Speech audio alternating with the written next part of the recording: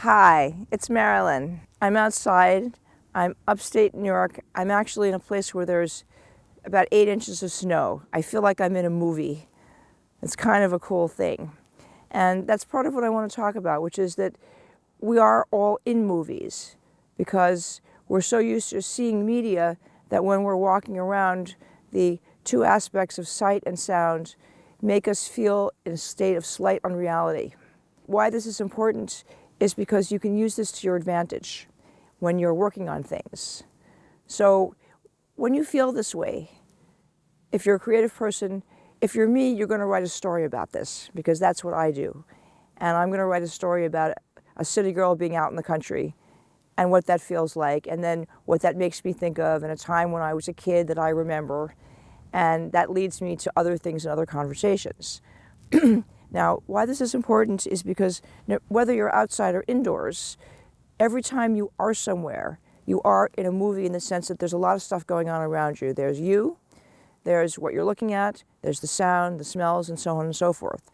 What's important in our work is to always focus on gaining your own self-trust and self-acceptance. So you have to sort of cut through all the backgrounds and stuff and imagine what you would look like if you were looking at yourself in a mirror.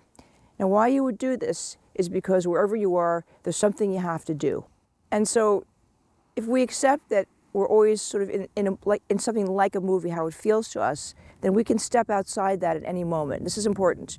So one of the reasons to do the word of the day first thing in the morning is because it puts you in your own movie.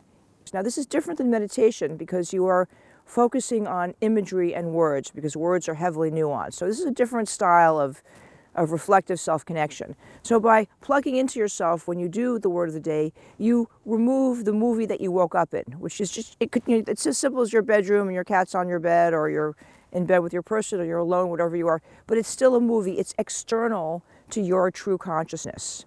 So what I invite you to do is start to be aware of this. It will make whatever kind of art you like to do greater.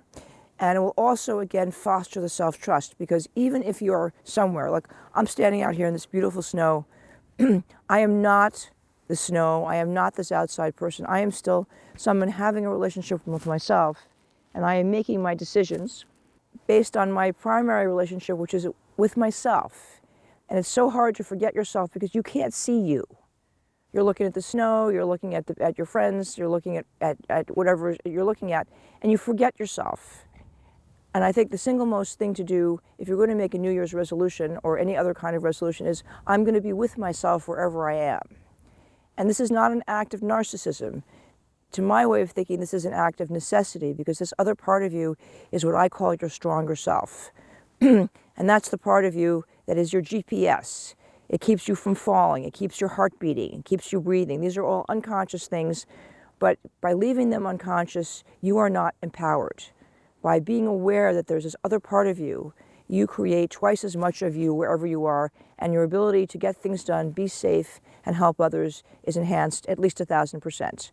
If you find this work interesting, come join me on my YouTube channel, Instagram, join a webinar, they're free, or maybe even sign up for my newsletter. See you on the next video.